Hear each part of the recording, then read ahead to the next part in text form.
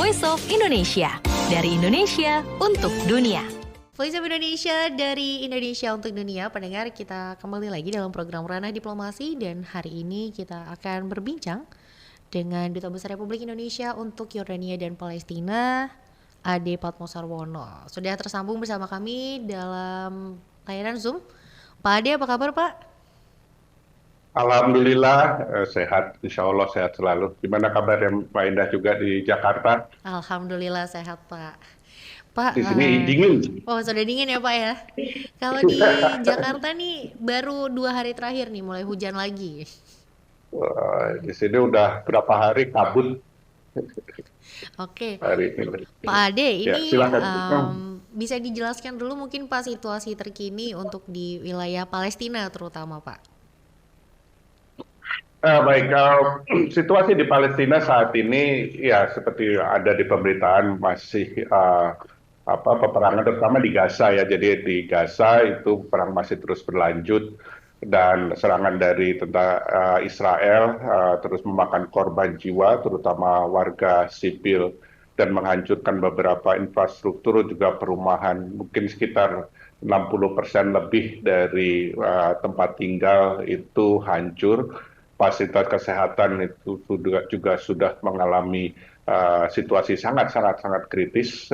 Dari 36 rumah sakit itu hanya 4 kalau nggak salah, 4 rumah sakit yang berfungsi, tapi itu juga fungsinya tidak terlalu maksimal.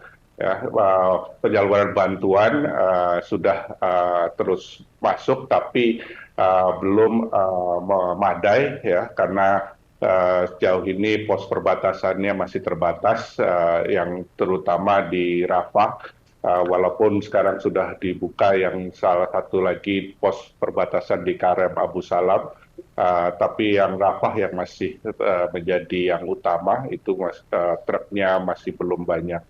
Nah, itu kalau kita bicara Palestina yang di Gaza, sementara yang di tepi barat juga situasinya tidak kondusif juga. Terutama bagi warga Palestina, mobilisasinya dibatasi, banyak checkpoint dan juga ada serangan-serangan baik itu yang dilakukan oleh aparat keamanan Israel maupun dari pemukim koloni Israel yang melakukan harassment terhadap warga Palestina.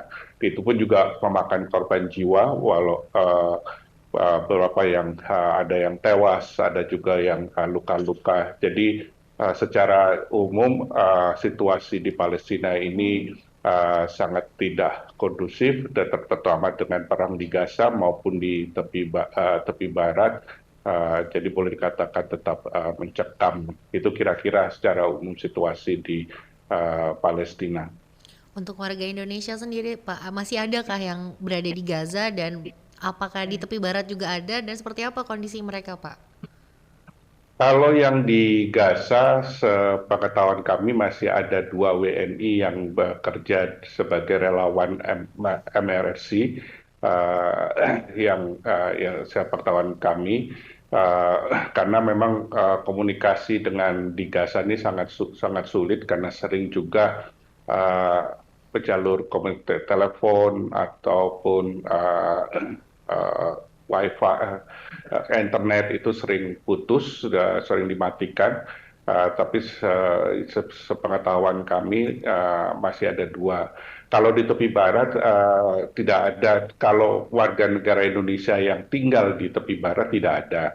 Tapi kami juga mendeteksi masih ada beberapa WNI Indonesia melakukan ziarah keagamaan, baik itu yang beragama Muslim ke Al-Aqsa maupun yang Kristen. Kami mendeteksi masih ada mereka yang melakukan ziarah, walaupun pemerintah Indonesia melalui Kementerian Luar Negeri menghimbau untuk tidak melakukan kunjungan ziarah pada situasi saat ini, tapi kami mendeteksi masih ada beberapa pelaku ziarah.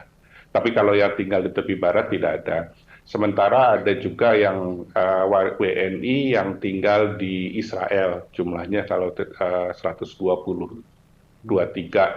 WNI itu tinggal di Israel, ada di beberapa kota, baik itu ada yang di Tel Aviv, ada yang di utara Tel Aviv, dan juga ada 93 kalau salah yang uh, siswa yang sedang magang di tenggara Israel yang dekat perbatasan dengan Jordania. Itu yang sejauh ini yang kita bisa deteksi. Baik Pak, kalau tadi sudah kita bahas tentang kondisi di Palestina, sekarang kita beralih ke Yordania Pak. Mengingat Yordania ini juga perbatasannya cukup panjang dengan Israel. Kondisi di sana sendiri seperti apa Pak? Kalau di Jordania sendiri situasinya sebetulnya aman ya, tidak ada hal-hal yang mengkhawatirkan lah secara umum. Jadi bisa dikatakan tidak ada berdampak langsung ya. Ya memang seperti tadi dikatakan Jordania perbatasannya dengan Israel dan juga di tepi barat. Namun Gaza itu jaraknya jauh ya dari Jordania. Itu sekitar kalau naik mobil dalam keadaan normal tuh 3 jam lah, 3 jam, 3 jam kira-kira. Jadi cukup jauh dan tidak berdampak langsung. Dampak yang tidak langsungnya yaitu di Yordania khususnya terkait dengan pariwisata. Jadi karena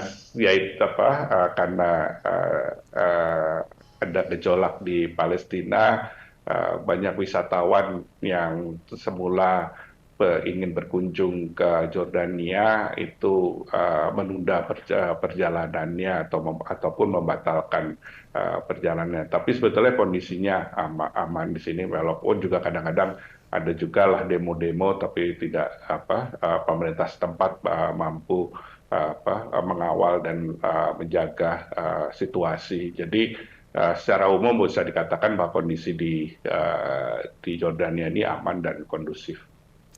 Baik Pak, Yordania ini kan juga bisa dibilang sebagai hubnya ya untuk tur keagamaan ke Israel dan juga ke Palestina. Banyak juga orang Indonesia nih yang melakukan tur keagamaan ke sana, dan dari KBRI Aman sendiri Pak, bagaimana caranya melaksanakan misi perlindungan untuk warga negara Indonesia yang melakukan tur perjalanan keagamaan ini? Ya, memang betul. Ini ya tadi seperti saya katakan masih ada beberapa WNI melakukan ziarah itu ke tepi barat ya, terutama ke Yerusalem, ke Hebron, ke Bethlehem, Nazaret maupun ke Danau Tiberias. Ini memang suatu tantangan sendiri mengingat Indonesia tadi kan kita tidak mempunyai hubungan diplomatik dengan Israel, dan sementara tepi barat ini diduduki oleh Israel. Nah, perlindungannya sejauh ini yang kita lakukan adalah bila mana pernah ada kejadian, ada yang sakit, ada yang meninggal, kita berkoordinasi dengan tour operatornya, karena kan mereka pergi masuk ke sana ziarah itu ikuti tour ya. Nah, kita kontak tour operatornya dan biasanya juga tour operatornya menghubungi kita. Nah, kalau misalnya kita hanya bisa memantau dari jauh ya, karena kita tidak bisa masuk ke sana, karena kalau untuk kita untuk bisa mendapat akses itu perlu dapat semacam permit atau visa dari Israel yang bisa membutuhkan waktu lebih dari 1 bulan. Ada kalau misalnya ada kejadian gitu, ada yang sakit, kita hanya monitor, kita tanya rumah sakitnya di mana, dokternya, dan gimana akan kembalinya. Kita akan memfasilitasinya nanti kalau misalnya di perbatasan, baik di perbatasan, terutama di perbatasan, hanya di perbatasan Yordania saja. Kalau meninggal juga kita minta ke tour operatornya untuk memastikan kalau misalnya jenazahnya itu perlu dibawa ke Indonesia atau dimakamkan di sana, karena ada yang juga yang dimakamkan di sana. Tadi saya lupa, kita tetap membuka nomor hotline ya, jadi kita juga tetap ada nomor hotline yang bisa dihubungi oleh uh, oleh WNI yang memerlukan bantuan. Kalau memang benar-benar sesuatu hal yang mendesak dan perlu ada keterwakilan kita, pemerintah Indonesia mempunyai konsul kehormatan di Ramallah, nah dia warga Palestina. Hanya hanya itu tadi yang saya sampaikan, kalau dalam kondisi normal mungkin untuk mobilitasnya bagi konvoi kita nggak ada masalah, tapi kalau misalnya situasi saat ini terakhir kita komunikasi untuk dia keluar dari Ramallah pun juga sangat sulit. Jadi ya oleh karena itu pemerintah Indonesia sebetulnya menghimbau agar WNI yang ingin melakukan ziarah ke tepi barat, terutama ke Yerusalem maupun situs-situs agama Islam maupun Kristen, untuk coba dipikirkan lah. Kita tidak bisa melarang, tapi kita menghimbau untuk menunda kunjungan karena situasinya berbeda dengan dalam kondisi normal. Baik, Bapak. Untuk selanjutnya nih, Pak, kita akan berbicara tentang warga Indonesia yang ada di Yordania. Kami juga ingin tahu, Pak, ada berapa warga negara Indonesia yang ada di Yordania? Kalau WNI yang terdaftar itu terregistrasi ya, kira-kira menurut catatan kami sekitar 1.600 lah gitu. Tapi kita juga mendeteksi ya mungkin ada juga WNI yang tidak terdaftar, terutama pekerja migran yang bekerja sebelum diberlakukannya moratorium ya tahun 2016 kalau nah itu kita tidak bisa mendeteksi, tapi sejauh ini yang tercatat di kita sekitar 1.600-an 1.600 WNI ya, yang tersebar di beberapa kota, ada yang di Aman, ada yang di Irbid, ada yang di Dead Sea, ada yang di Petra, ada yang juga di Akaba. Gitu. Tapi sebagian besar adalah mahasiswa. Oh, sebagian besar mahasiswa ya, Pak ya? Kira-kira persentasenya berapa nih, Pak? Mahasiswanya? Iya. Sekarang itu yang masuk intake yang terakhir dan yang sudah melapor ke kita sekitar 700. Tapi kita terus menghimbau karena mungkin ada beberapa yang belum sempat melakukan lapor diri, tapi yang sudah lapor diri dengan mahasiswa yang sebelumnya itu sekitar 700. Ini suatu kenaikan yang cukup signifikan yang ketika pasca pandemik, 1 tahun setelah pasca pandemik itu hanya 300, terus dalam 1 tahun itu nambah 400-an gitu. Karena di sini intake-nya kan 2 kali kan, dari awal tahun sama tengah tahun. Jadi masing-masing itu terakhir itu 200-an. Jadi sekarang ada kenaikan sehingga mencapai 700 mahasiswa. Oke, Pak. Nah, ini menjelang juga pemilu nih, Pak ya, sebentar lagi 2024. Untuk di KBRI Aman sendiri persiapan menuju pemilu seperti apa, Pak? Ya, dia sudah dibentuk sesuai dengan arahan dari KPU. Sudah ada apa yang disebut PPSLN, ya, sudah yang beranggotakan baik itu warga Indonesia, baik itu mahasiswa, ada juga diaspora, dan juga tentunya dari lokal staff dari KBRI. Mereka sudah melakukan koordinasi dengan KPU, sudah mencatat juga daftar pemilih DPT tetapnya sudah final, walaupun kita juga saya dengar mereka juga mengantisipasi kalau misalnya ada WNI yang kebetulan sedang berlibur, tadi juga sedang berziarah atau mampir ke sini gitu, kita mengantisipasi, tapi tentunya semua sesuai dengan peraturan dari KPU gitu. Tapi pada intinya persiapannya sudah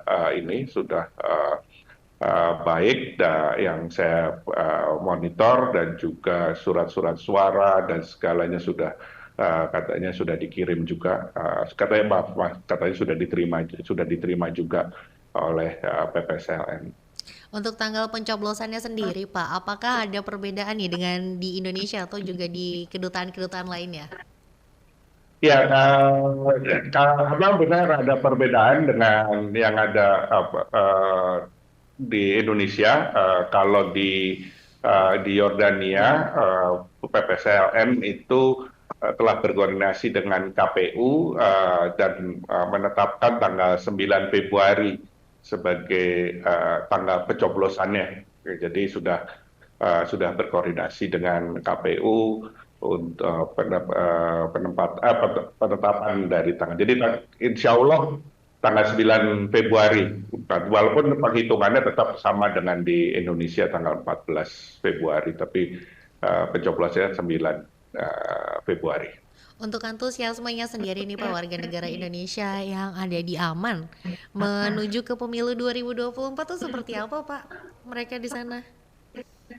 Ya, sebagian sih antusias ya, sebagian juga karena kan ada beberapa yang terutama mahasiswa ya kan mereka baru yang intake masuk bulan September ini ya itu ya mereka lebih banyak fokus untuk adjustment lah penyesuaian terhadap lingkungan pembelajarannya dan jadi ya ada antusiasnya ada mereka ingin tahu bagaimana caranya dan sebagainya secara umum ada antusiasnya namun mereka karena saat-saat ini menjelang ujian akhir ya jadi mereka lebih fokus lagi dengan studinya. Saya tidak tahu nanti kalau bulan depan Januari saya belum tahu bagaimana tapi kalau saat ini mereka hanya ingin tahu bagaimana prosedurnya, prosesnya, apakah mereka sudah terdata atau belum gitu. Kira-kira itu aja.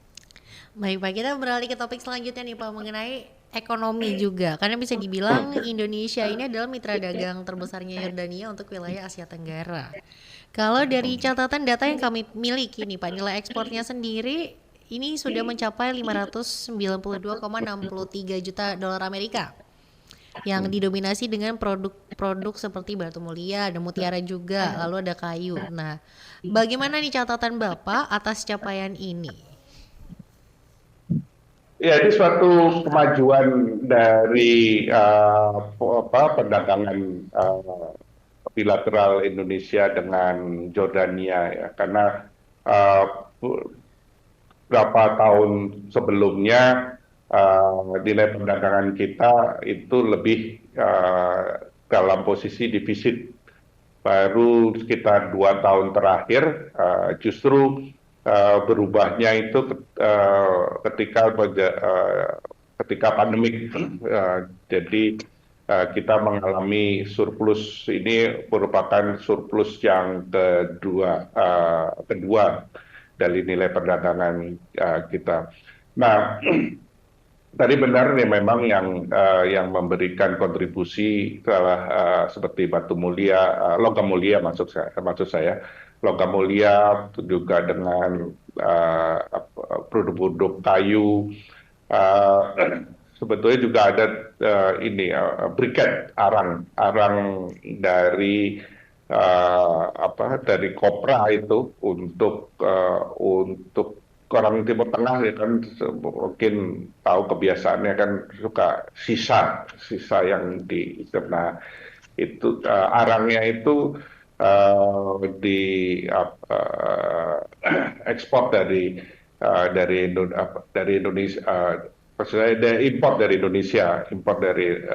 dari Indonesia dan itu cukup pasarnya di sini cukup besar ya dan ini yang memberikan kontribusi dari meningkatnya nilai perdagangan dengan Jordania dan dulu juga nilai perdagangannya sekitar 200-300 US dollar tapi sekarang meningkat menjadi 500. Ya pasar Jordan sebetulnya tidak terlalu besar ya penduduknya 11 juta tapi ada untuk beberapa produk-produk Indonesia yang bisa lebih baik masuknya ke Jordania. Kira-kira gitu. Dari catatan Bapak juga Pak, apa sih produk-produk yang mungkin bisa lebih ditingkatkan lagi nih penjualannya di sana? Nah, ini memang jadi tantangan juga sendiri karena tidak ada Jordan ini kan pertama kalau dari segi transportasinya tidak ada kita tidak ada penerbangan langsung ya. Kedua ada kalau biasanya melalui kapal ya. Nah kalau kapal itu kan ada pelabuhannya itu Aqaba jadi agak masuk lagi.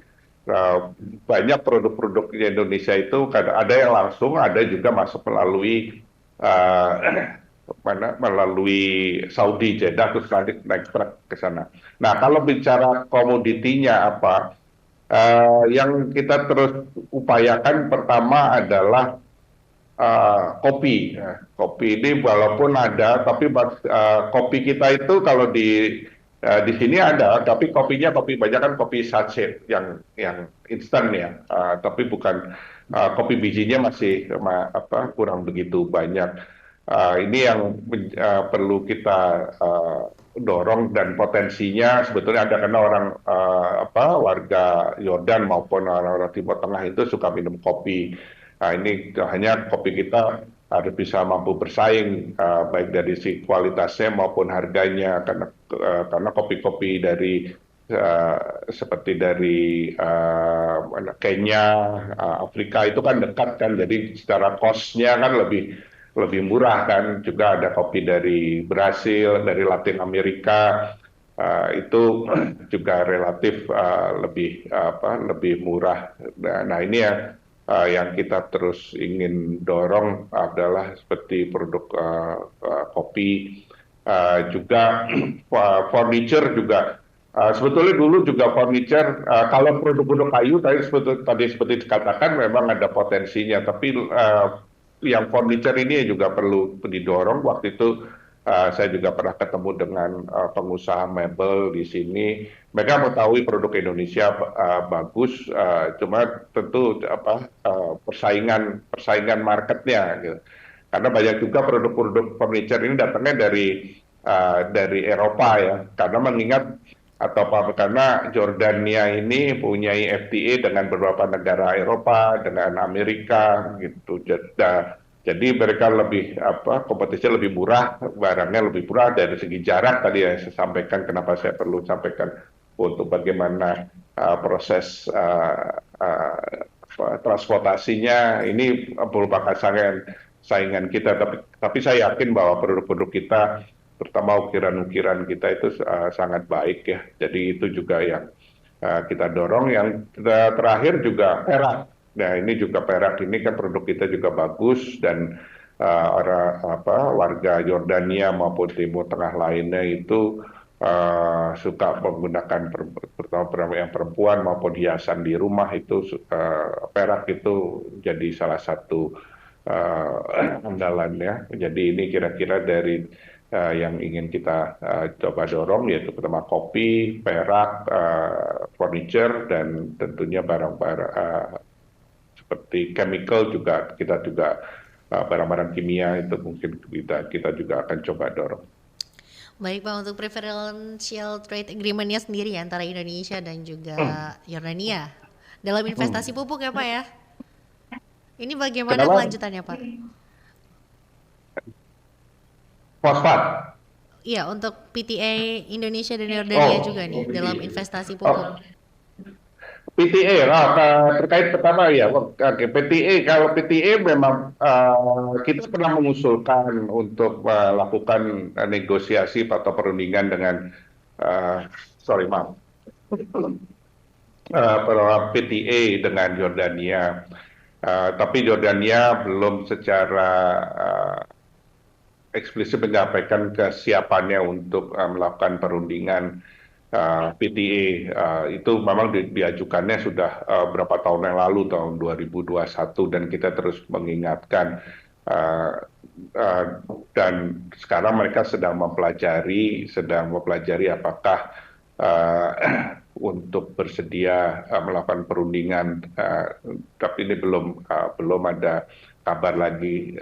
Dan kita terus mendorong kalau memang bukan PTA, Preferred Trade Arrangement, cobalah kita atur suatu skema perdagangan yang bisa saling menguntungkan. Di dalam negeri pun kita juga sudah menyampaikan juga ke Kemlu maupun ke Kementerian Perdagangan di Jakarta untuk juga memikirkan apa kira-kira opsi-opsi lain dari skema perdagangan dengan Jordania. Karena sebetulnya bukan hanya dari pembicaraan saya dengan beberapa pengusaha atau eksportir maupun importir, mereka sangat menginginkan juga gitu, karena terutama ada beberapa produk-produk Jordania yang ingin sekali bisa bersaing di Indonesia. Salah satunya adalah produk yang ingin dipasarkan lebih baik di Indonesia adalah seperti kurma, terus minyak zaitun, olive oil, dan juga beberapa produk kalengan daging sapi maupun ayam. Itu mereka punya ingin bisa. Nah, ini saya bilang ya kan, ya itu kita perlu ada skema. Jadi dari pihak swastanya sebetulnya memiliki keinginan, tapi pemerintahnya masih mempelajari lagi. Nah, tadi dia disinggung mengenai fosfat. Walaupun kita tidak mempunyai PTA, hubungan perdagangan maupun investasi dengan fosfat itu berjalan secara baik ya. Bahkan perusahaan fosfat Jordania, Jordan Phosphate Mining Company itu sudah melakukan joint venture lama dengan PT Gresik. Mereka punya perusahaan joint venture di Gresik. Jadi, dan itu sudah lama, itu sudah tahun 2018 atau jadi bahkan sebelum ada pembahasan PTA pun mereka sudah melakukan investasi di Indonesia, dan kita pun juga sedang terus mempelajari kemungkinan juga untuk melakukan investasi di Jordania. Hanya bentuk investasinya seperti apa itu masih kita dipelajari oleh perusahaan di Indonesia. Itu ada yang terkait dengan fertilizer maupun snack. Saya juga lupa tadi sampaikan, snack Indonesia ini juga juga laris nih di Yordania. Jadi produk teh juga tadi saya juga lupa, teh ini juga punya potensi juga, tehnya Indonesia. Tapi produk tadi kembali ke produk snack atau yang waktu itu ada perusahaan dari Indonesia sedang mempelajari juga, menjajaki kemungkinan untuk melakukan investasi joint venture untuk makanan ringan juga di sini, karena itu cukup pasarnya cukup baik untuk beberapa produk permen Indonesia yang kita sering kenal itu ada juga di sini. Nah, Pak, ini menarik ya Pak, karena kan juga dari perusahaan-perusahaan di Yordania sendiri banyak yang tertarik ya untuk bermitra dengan Indonesia. Begitu pula juga produk-produk Indonesia di sana pasarnya cukup luas. Dan di sini sendiri saya juga di data kami, Bu Menlu sendiri dan juga Menteri Luar Negeri Yordania ini sudah menandatangani MOU tentang sidang Komisi Bersama keempat untuk memperluas cakupan kerjasama antara Indonesia dan juga Yordania, dan ini juga mencakup kerjasama ekonomi. Nah, melihat hal-hal seperti ini nih Pak, potensi yang cukup besar dan luas ini, bagaimana progres dan implementasinya dari SKB ini? Ya, benar, SKB itu MOU mengenai sidang komisi bersama itu ditandatangani bulan Oktober ya, Oktober kalau tidak salah ya. September tahun ini. Sebetulnya kita dulu sudah punya semacam SKB sidang komisi bersama itu berdasarkan MOU tahun 1986. Hanya sayangnya pertemuannya hanya 3 kali, terus kemudian pandemik, sebelum pandemik pun juga tidak ada interaksi lagi. Dan kemudian ada pandemik sehingga tidak ada interaksi atau pertemuan membahas mengenai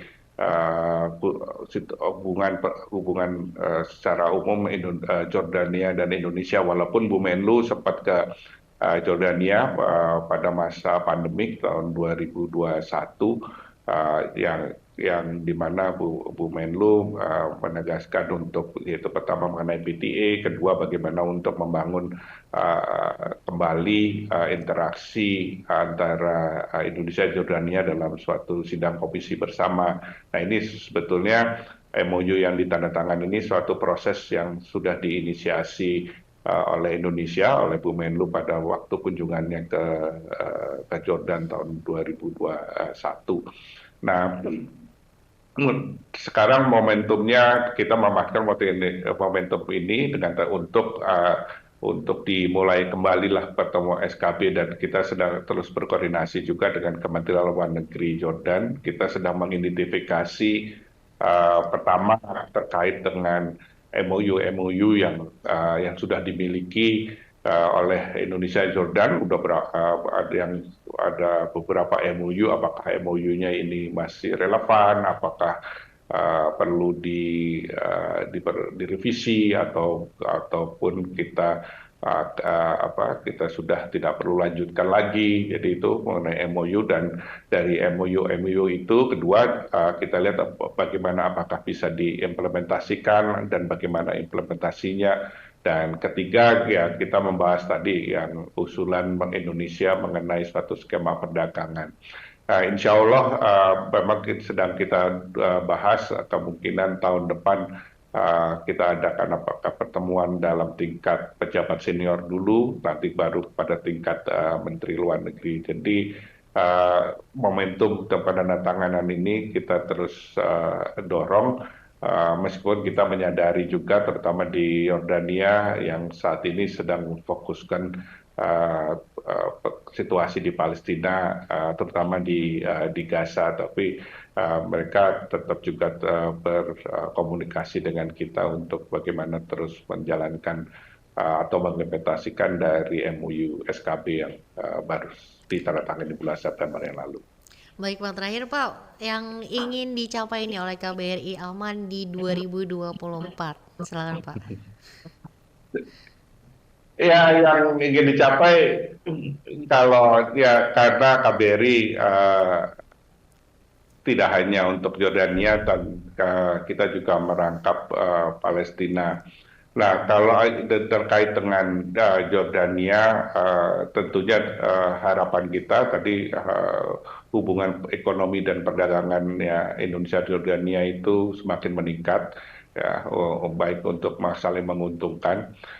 Kedua, yang menurut saya yang masih sedikit agak kurang, yang saya bicara juga dengan Dubes Jordania yang di Indonesia, adalah untuk hubungan people to people-nya itu masih kurang, ya, dalam bentuk apa, seperti pertama pendidikan. Meskipun mahasiswa Indonesia banyak di Jordania, tadi saya sampaikan 700, tapi masih sedikit mahasiswa Jordania yang belajar di Indonesia. Itu sekitar hanya 20-an kalau tidak salah. Nah, ini yang ingin kembangkan, hubungan kerjasama antar universitas di Yordania dan di Indonesia. Itu baik itu nanti bentuknya apakah memberikan beasiswa atau pertukaran mahasiswa maupun dosen. Ini yang juga ingin kita kembangkan. Berikutnya dalam kaitan people to people atau hubungan antar warga ini, budaya walaupun kebudayaan antara Indonesia dan Jordania ini perlu ada interaksinya lah, walaupun kita sudah mempromosikan mengenai batik, tarian-tarian Indonesia, tapi saya justru melihat untuk promosi budayanya Yordania di Indonesia itu juga masih kurang. Dan pariwisata ini juga menjadi salah satu target kita. Sebetulnya warga Jordania tahu Indonesia dan berkunjung ke Indonesia, terutama Bali untuk berbulan madu. Nah ini tapi kita untuk berupaya untuk memasarkan Indonesia, wisata Indonesia tidak hanya Bali, tapi juga tempat-tempat lain. Memang itu tadi kendalanya adalah tidak ada penerbangan langsung dulu, bahkan jauh sebelum pandemi pun ada penerbangan langsung dari Aman ke Jakarta itu dihentikan. Nah, ini kita masih mengupayakan lagi kemungkinan untuk tahun depan atau tahun-tahun berikutnya adalah penerbangan langsung Aman Jakarta. Tadi kan juga disampaikan banyak WNI yang kalau mau ke tepi barat itu melalui Aman, jadi sebetulnya potensinya ada gitu. Jadi ini yang kita akan terus jajaki, mudah-mudahan bisa diawali lagi pada tahun depan 2024. Dan untuk khusus Palestina ya memang tergantung situasinya, kita selalu memberikan bantuan capacity building kepada pemerintah atau otoritas Palestina. Dan kita sebetulnya juga ada perdagangan dengan Palestina, walaupun nilainya kecil, namun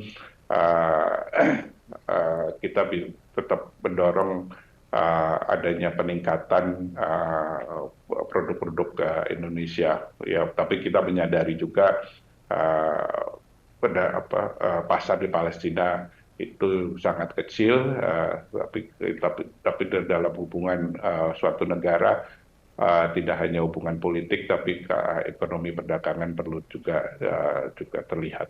Kita kira-kira itu harapan kami. Baik, Pak Eni, terima kasih Pak Eni. Baik Pak Ade, terima kasih banyak waktunya Pak. Selamat Sama-sama. beraktivitas kembali, dan itu tadi pendengar bincang kami dalam ranah diplomasi bersama dengan Duta Besar Republik Indonesia di KBRI Aman, Yordania. Dan kami akan hadirkan lagi juga bincang-bincang lainnya dalam ranah diplomasi episode berikutnya. Jadi pastikan tetap mendengarkan kami di Voice of Indonesia.